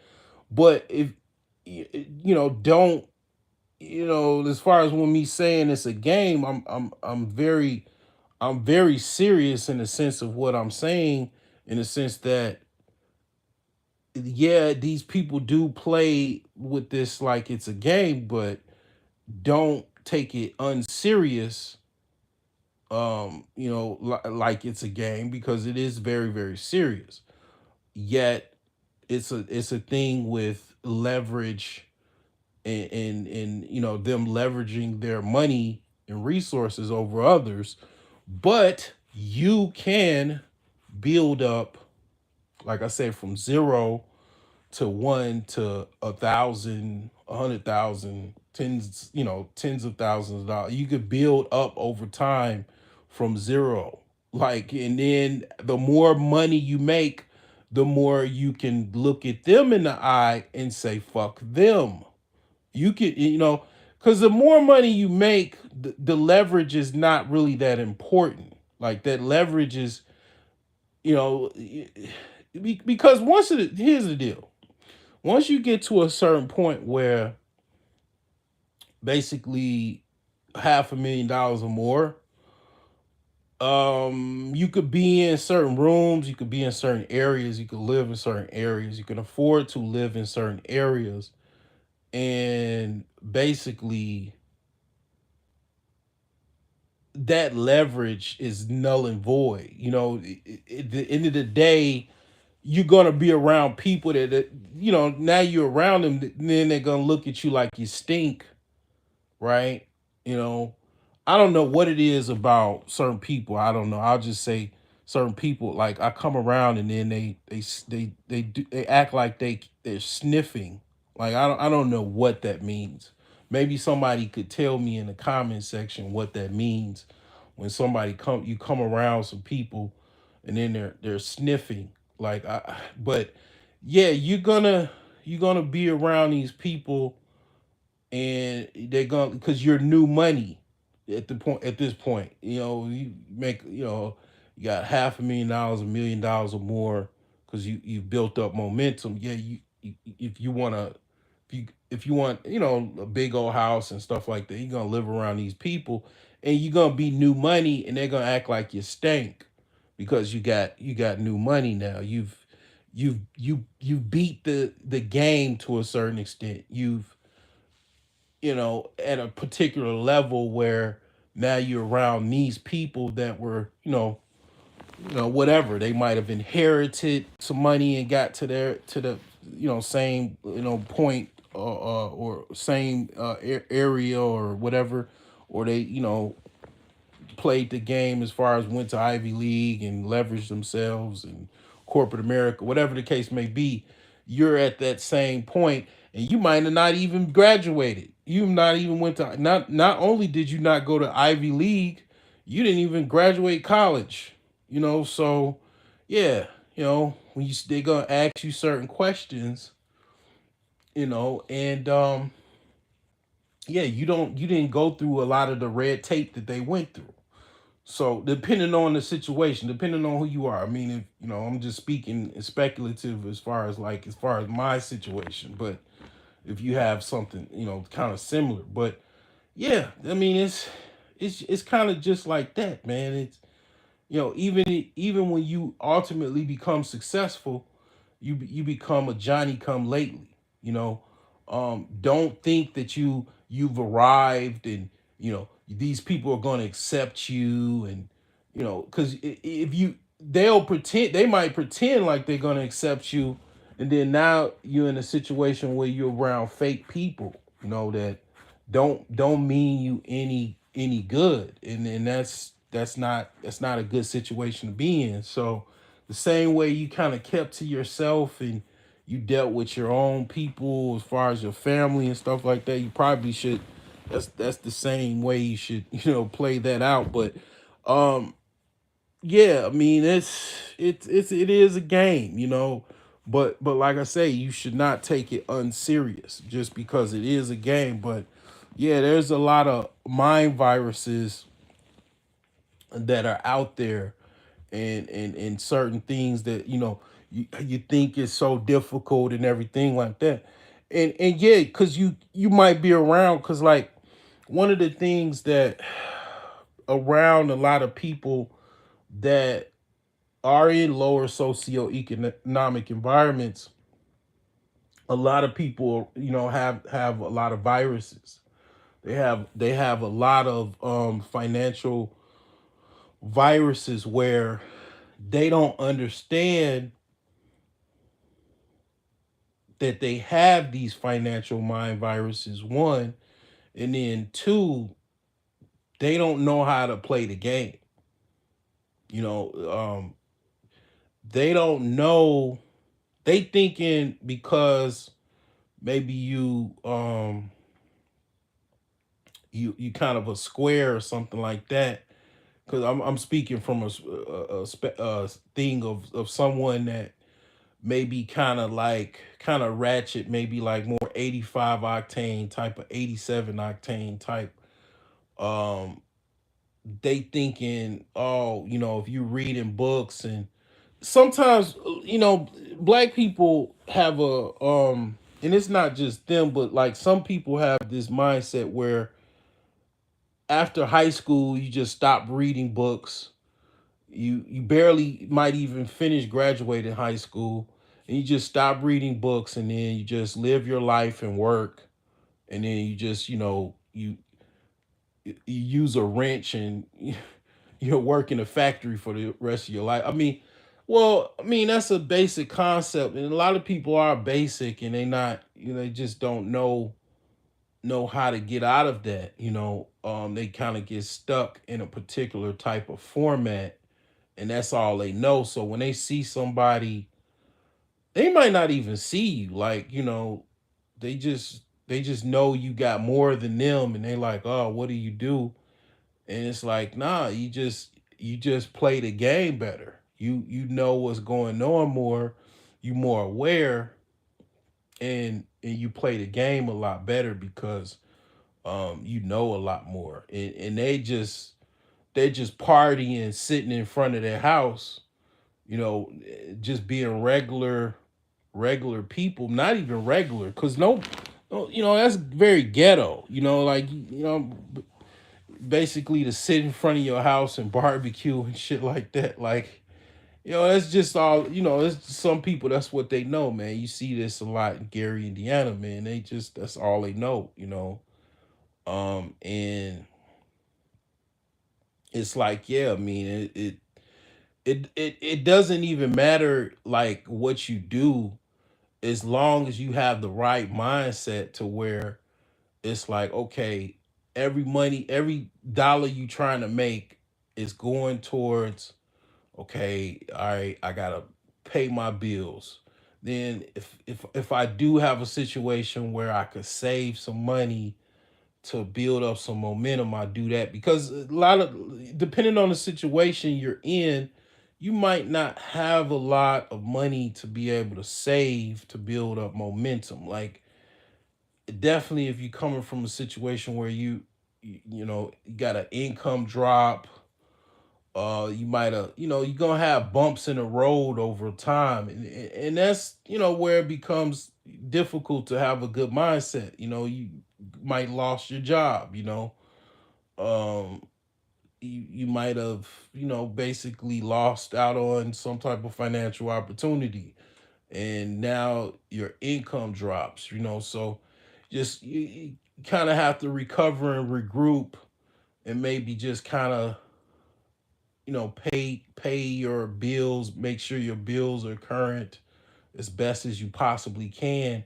And then when your situation improves, then kind of keep, build up that momentum that you left off of. Maybe try to build up more momentum than cover ground, lost time or whatever. But yeah, you gonna have a lot of bumps in the road, and that's where it becomes difficult to keep going.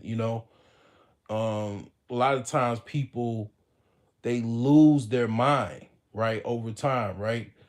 They lose their mindset because they forget that time goes on, and then they don't hold that focus, because part of having a mindset is having a focus. Um all of this stuff is what I'm saying is in my book, The Millionaire Savings Plan, because it kind of already gives you that plan already. Like my mind, the way my mind works is I'm already focused because I already have a plan. I mean, I'm working my plan right now, right? And that part of that focus, it kind of correlates with my mindset. Like it helps my focus also. And I'll just have to say this, this is also important. Having focus is very, very important to have a good mindset. And it's very helpful to have a millionaire plan, like I have in a millionaire savings plan. And that helps with focus, because it's like I already know the finished part. As far as being a millionaire, I already know what I want. And trying to get there is just like, okay, I just got to try to get there the best way I can. And the focus is there. My mindset correlates with my focus, and I'm just trying to get to that point. I'm right now, I'm like, okay, I'm very close to getting there. And it's like, okay, I just gotta keep going, keep focused. And my mind is already focused on that. No matter if it's good times, bad times, the focus is still there. I'm not gonna lose focus, because the plan is the plan. And basically, I just have to figure out a way to keep building up the momentum. And it's like, okay, I know what I need to do that. And it's just a process of doing it. I mean, is it bumps in the road? Yeah. Is it setbacks? Yeah. But no matter what's going on, just gotta keep going. I just gotta try to basically deal with it, and continue on. And it's not easy, but having that plan and trying to every day try to keep building towards that plan, and just keep going no matter what. I mean, all the mind viruses gonna be there. It's gonna be some new mind viruses. It's gonna be some people coming in your life trying to put some more mind viruses. And the thing is this, right? A lot of times, I mean, I'm on YouTube. I watch a lot of people on YouTube as well. And I'm gonna be honest with you. A lot of the people that you might listen to, it might be entertaining, but you gotta think to yourself, the person that you listening to, are they on your same path? That's a yes or a no. If they're not on your same path, then it's like it's kind of a detriment to you in a way where you might want to listen to someone on your same path. Like it's this guy in Detroit. I forgot his I'm subscribed to him. Uh I think he's called, I think it's something called Detroit Land Bank or something. I don't really know.